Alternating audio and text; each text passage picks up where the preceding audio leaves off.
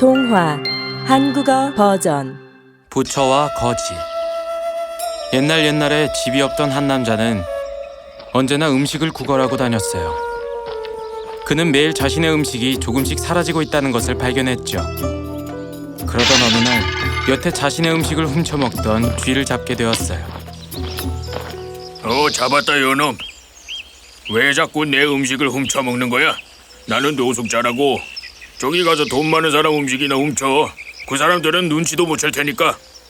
당신의 음식을 훔치는 게 제 운명인걸요. 뭐? 무슨 말이야? 왜냐하면 당신은 오직 8개의 물건만을 소유해야 하는 운명을 타고났거든요.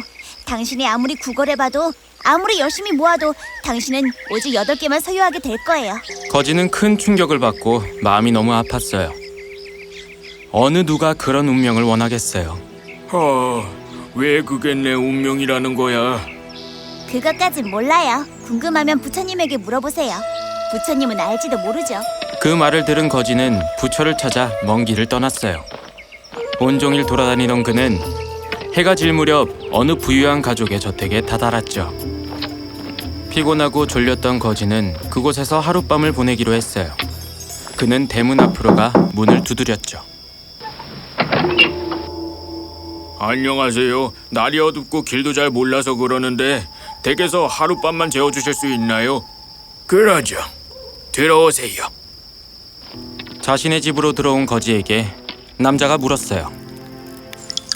젊은이, 왜 이렇게 늦은 시간까지 돌아다니고 있었던 겐가? 부처님께 여쭤보고 싶은 게 있어서요. 부처를 만나러 가는 길이었어요. 바로 그때 다가오던 부인이 이 소식을 듣게 됐죠. 부처님에게 저희 질문도 하나 전달해 주시겠어요? 그럼요. 대신해서 여쭤봐 드릴 수도 있을 것 같아요. 어떤 걸 여쭤보고 싶으세요? 저희에게 말을 하지 못하는 16살짜리 딸이 하나 있어요. 그래서 아이가 말을 할 수 있게 하려면 어떻게 해야 하는지 물어보고 싶네요. 다음날 아침이 되자 거지는 집주인에게 감사 인사를 드리며 부인의 질문을 부처님에게 꼭 전하겠다고 약속했어요. 안녕히 계세요. 계속해서 여정을 이어가던 그는 눈앞에 펼쳐진 거대한 산맥을 마주하게 되었어요. 이런. 이 산을 어떻게 넘는담? 열심히 산을 올라가던 그는 우연히 마법사를 만났어요. 마법사님, 산을 건너게 도와주실 수 있나요? 올라타게나. 거지는 마법사의 지팡이에 올라타 마법사의 뒷자리에 앉았죠. 마법사는 기다란 지팡이에 자신과 젊은이를 태우고는 그 거대한 산맥을 가로질러 날아갔어요. 지팡이를 타고 한참을 날아가던 도중 마법사가 그에게 물었어요. 어디로 가는 길인가? 왜 이 산을 넘어가야겠다고 생각한 거지? 저의 운명에 관해 부처님께 여쭤볼 것이 있어 만나러 가는 길이었습니다. 그렇단 말이지. 그렇다면 부처에게 내 질문도 하나 전해줄 수 있겠나? 나는 지금까지 몇천 년 동안 천국에 가려고 노력했고 내가 배운 바에 따르면 나는 이미 천국에 가고도 남았어야 한다네. 제발 부처에게 가서 내가 천국에 가려면 어떻게 해야 하는지 물어봐 주겠나? 당연하죠. 제가 대신 물어봐 드리도록 할게요.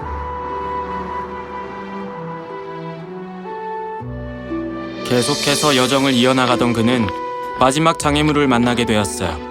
이번에는 도저히 건널 수 없는 강이었죠. 이런.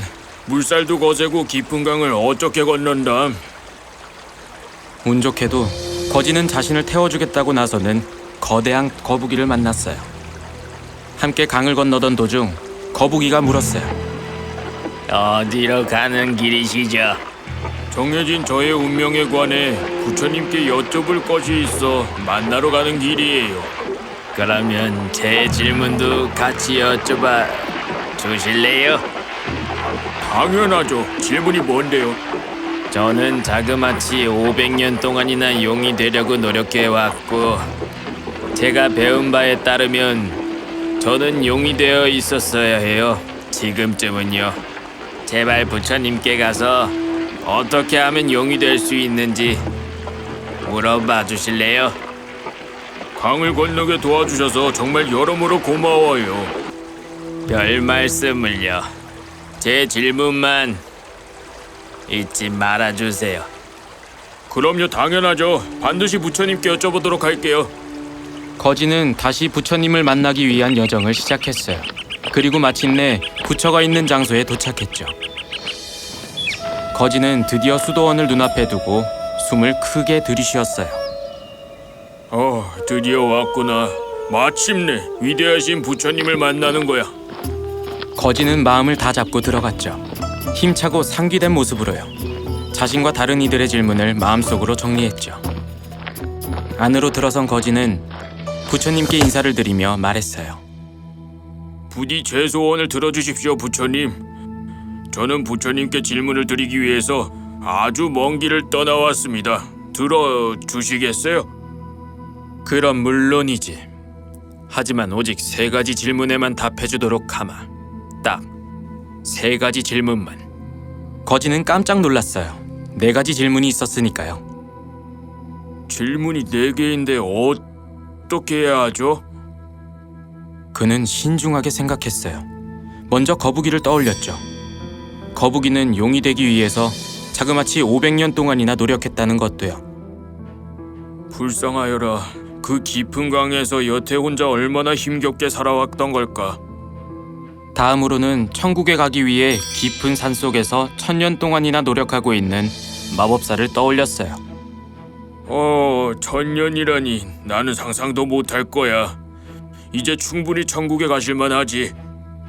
마지막으로 그는 어린 소녀를 떠올렸어요. 남은 평생을 말을 못하는 채로 살아가야만 한다는 걸요. 말할 수 없는 삶이라니 잔인하군. 그리고 그는 자신을 돌아보았죠. 저는 그냥 집이 없는 거지일 뿐이고 이대로 마을로 돌아가서 계속 국어를 하면 될 거예요. 이제 익숙하기도 하고 달라질 것도 없죠. 하지만 그들은 답을 얻기만 하면 모든 게 다 바뀔 거예요. 그렇게 다른 사람들의 고민을 되새겨보고 나니 갑자기 자신의 문제는 너무나 사소해 보였어요. 그는 자신보다 거북이, 마법사, 그리고 어린 소녀를 생각해 전부 그들의 질문을 물어보기로 결심했어요. 그리고 부처님은 약속대로 답을 들려주었죠. 거북이는 자신의 등껍질을 버릴 의지가 없는 것 같구나. 앞으로도 그가 등껍질의 편안함을 버리지 못하고 안주한다면 그는 절대 용이 될 수 없다네. 어떻게 그런 생각을... 마법사는 어디든 지팡이를 들고 다니면서 절대 내려놓질 않는군. 그것이 천국으로 가는 발목을 붙잡고 있는 걸세. 그렇게 전달할게요. 그러면 어린 소녀는요? 어린 소녀는 영혼의 단짝을 만나게 된다면 말을 하게 될 수 있을 걸세. 감사합니다, 위대하신 부처님. 부처는 그를 향해 미소 지었어요. 거지는 부처님께 인사를 드리고는 다시 먼 귀갓길에 올랐어요. 먼저 거북이를 다시 만났죠. 보셨나요? 네. 그 등껍질을 버리시기만 하면 돼요. 그럼 자연스레 용이 되실 거예요. 거북이는 곧장 등껍질을 벗었고 그의 등껍질 안에서는 바다 깊숙이에서 나오는 아주 진귀한 진주들이 나왔어요. 거북이는 진주를 거지에게 주었죠. 여기 이거 가지세요. 감사의 표시입니다. 저는 이제 용이 되었으니 더 이상 이런 것은 필요 없어요. 도와주셔서 고마워요. 그리곤 하늘로 날아갔죠. 이어서 산으로 간 거지는 꼭대기에서 마법사를 만났어요. 가지고 계신 지팡이를 내놓기만 하면 바로 천국으로 가실 수 있을 거예요. 그게 정말인가? 부처님이 그렇게 말씀하셨어요. 거지의 말을 들은 마법사는 지팡이를 거지에게 넘겨주고 감사 인사를 전하며 곧장 천국으로 올라갔어요. 잘 있게 젊은이, 잘 지내시게. 이제 거지에게는 거북이가 준 부유함과 마법사가 준 전능함이 있었어요. 그리곤 마침내 숙소를 제공해줬던 가족을 찾아갔죠. 다시 돌아온 그를 본 가족들은 기뻐하며 답변을 기다렸어요. 부처님께서 말씀하시길 대개 따님은 영혼의 단짝을 만나면 말을 하게 될 수 있을 거래요. 그리고 바로 그때 소녀가 계단에서 내려와 그에게 말했어요. 어라? 저번 주에 여기 왔었던 그분 아니세요? 어린 소녀와 부모님은 깜짝 놀랐어요. 그들은 거지를 바라보았죠. 그가 소녀의 영혼의 단짝이었던 거죠. 부모님은 그들을 결혼시키고 오래오래 행복하게 살았답니다. 그러니 명심하세요. 이 세상에 베푼 선행은 모두 돌아오기 마련이란 걸요.